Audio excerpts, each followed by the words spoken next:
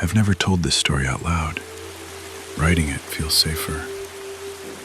This happened about 3 years ago. At the time, I was working evening shifts at a warehouse just outside the city. Nothing unusual. Load trucks, check paperwork, drive home. I took the same route every night. There was a stretch of road I hated. Not because it was dangerous, it just felt wrong. No streetlights, no houses, just trees on both sides. You drive through it in about 5 minutes, but it always feels longer. One night, I noticed a man standing on the side of the road. He wasn't hitchhiking. No thumb out, no movement. He was facing the trees, not the road. I slowed down without thinking. He looked normal. Jacket, jeans, hands in his pockets. I remember thinking he looked too clean to be out there. I passed him and kept driving. About 2 minutes later, I saw him again. Same man, same clothes, same position, standing off the road, facing the forest. I checked my mirrors. I hadn't turned. There were no side roads, no way I could have looped back. I told myself it was someone else. The third night, he was closer to the road. The fourth night, I told myself I wouldn't look for him. I kept my eyes straight ahead, hands tight on the wheel, radio off. Halfway through that stretch, I felt it before I saw it. That pressure in your chest, like someone is standing too close behind you. I glanced to the right. He was there. This time, he was facing the road, facing me. I didn't slow down. His face was clear, not shadowed, not blurred, and completely blank. No expression at all. As I passed him, I noticed something that made my stomach drop.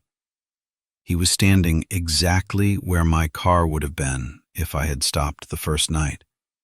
Same distance, same angle.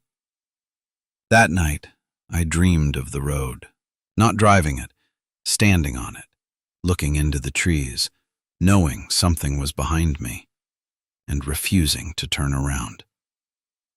The next day, I mentioned it to a coworker. I didn't describe the man, I just asked if he'd ever seen someone standing along that road. He said no. Then he paused and asked why. I told him I'd seen someone there a few times. He laughed. He said if someone stood there at night, they'd get hit. That's when I realized something. No cars ever passed me when I saw the man. Not before, not after. Just me and him. I started taking a different route. It added 20 minutes, but I didn't care. For 3 nights, nothing happened. I slept better. The dreams stopped. On the 4th night, dispatch called. Construction. The alternate route was closed. By the time I reached that road again, my hands were shaking. I told myself one thing: don't slow down. Halfway through, I saw him.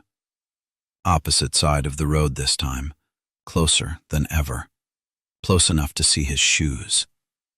They were clean. Too clean. As I passed him, his head moved. Slowly. Just enough to follow my car.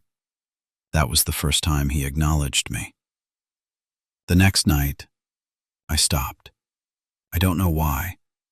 I pulled over about 20 feet before him, engine running, headlights on. He didn't move. I rolled down the window. "Hey."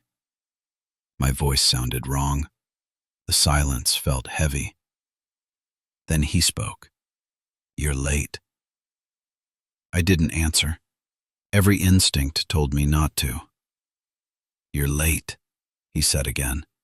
Not angry, just stating it. Then he said something that made my hands go cold.